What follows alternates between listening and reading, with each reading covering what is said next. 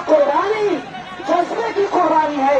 ایک طرف انسان کی نفسانی خواہشات ہے، جان کی، مال کی، آل و اولاد کی، بال بچے کی، دھن اور دولت کی محبت ہے اور نفس کی خواہشات ہے، اور دوسری طرف رضا الہی، اللہ کو یاد کرنا، اللہ کے حکم کو بجا لانا، اللہ کے احکام پر عمل کرنا اور اللہ کے نظام پہ قائم ہونا، یہ دوسری طرف یہ قربانی ہے. تو دوستوں، بزرگوں اور بھائیوں، ایک فریضہ قربانی کے جان کا، مال کا، عزت کا، آبرو کا، دھن کا، دولت کا، اہل خانہ کا، سب سے قیمتی چیز کی قربانی کا، اور دوسری طرف نفسانی خواہشات کا ہے. جب یہ دونوں ٹکرا جائے تو ان ٹکرانے کے بیچ میں ایک بندے مومن کا فریضہ ہے کہ وہ رب کو سامنے رکھ کر کے اپنی جذبات کی کو روح عمل لائے. حضرت ابراہیم نے اللہ کی رضا کے لیے سب سے قدیم ترین اولاد اور ایک لوتا بیٹا 13 سال کا نوعمر بچہ اس کی قربانی دیا. اللہ نے ان کے بدلے میں بطور صدقہ کے میڈا بھیجا اور ہم سب وہی جائیں گے، اپنے ہاتھ سے اپنے جانور کی قربانی کریں گے. اللہ تعالیٰ اس جانور کی قربانی کو بےحد اپنی بارگاہ میں قبول فرمائے. آپ حضرات اپنے ہاتھوں سے قربانی کرنے کی کوشش کریں کہ پہلے سے آپ ریڈی ہو کے تیار ہو کے جائیں. حدیث میں آتا ہے کہ قربانی کے دن قربانی سے افضل، بہتر، اللہ کی نگاہ میں پسندیدہ اور محبوب عمل قربانی کے علاوہ کوئی نہیں ہے. سب سے محبوب اور پیارا عمل قربانی ہے. اس لیے اپنے ہاتھ سے قربانی کرنے کی کوشش کریں. نمبر 2، آپ حضرات سے درخواست ہے کہ ہم امت مسلمہ کے فرزند ہیں اور ساتھ میں اسی طریقے سے اس ملک اور بھارت کے ذمہ دار شہری بھی ہیں.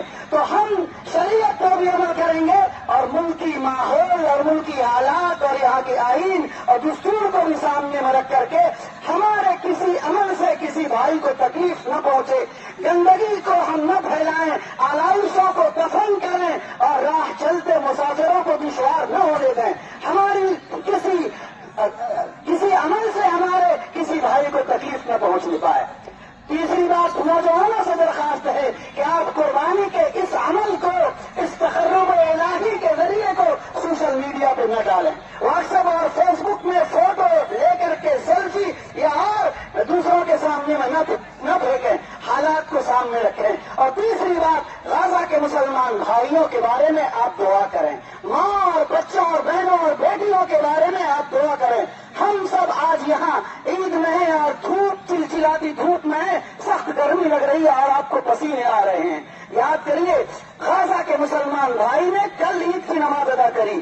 کل ایک ویڈیو دیکھی ہم نے جس میں وہاں کے مسلمان، ایک ٹوٹی پھوٹی مسجد ہے، ٹوٹے پھوٹے مکانات کے ملبے ہیں، مصلی بچھانے کی جگہ نہیں ہے اور سجدہ کرنے کی کوئی جگہ نہیں ہے. چھوٹے چھوٹے معصوم بچے پتھروں کو ملبے سے ہٹا رہے ہیں، جن کی ماں نہیں ہے، باپ نہیں ہے، بھائی اور بہن نہیں ہے. ان پتھروں کو ہٹا کے سب اللہ کے آگے سر بسجود ہو جا رہے ہیں اور دوبارے کی نماز ادا کر رہے ہیں. اللہ ان کے صدقے میں ہم سب کی بخشش فرمائے. اللہ ان کے ساتھ حفظ و امان عطا فرمائے.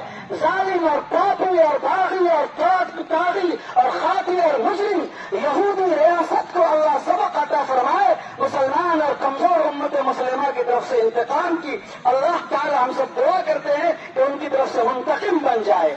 آخری بات کہ آپ حضرات مدارس اسلامیہ کو جس طرح سے دل کھول کے تعاون کرتے ہیں، مدرسے کا نظم کرتے ہیں، جامع علوم ترکیلی عیدگاہ کا بھی تعاون کرتے ہیں چرم قربانی کے ساتھ سے، یہ آپ کا مدرسہ ہے حضرت مولانا، آپ کے اپنے ہیں. ان کے خیال کے ساتھ اپنے متعلقین، گاؤں سماج کی بیوہ، یتیم، ضرورت مند، مسکین، سب کے ساتھ اس میں سلوک اور رعایت کا معاملہ کریں.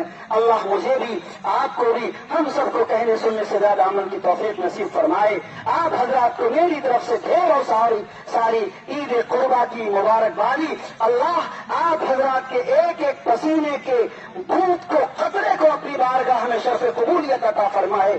جہاں رکھے عزت کے ساتھ، آبرو کے ساتھ رکھے. اور اسی کے ساتھ ایک اور اعلان، جو عشرے کا معاملہ ہے، بہت سارے لوگ عشرے کا حساب نہیں کر پاتے اور اندازے کے ساتھ دے دیتے ہیں. نہیں، عشرہ واجب ہے.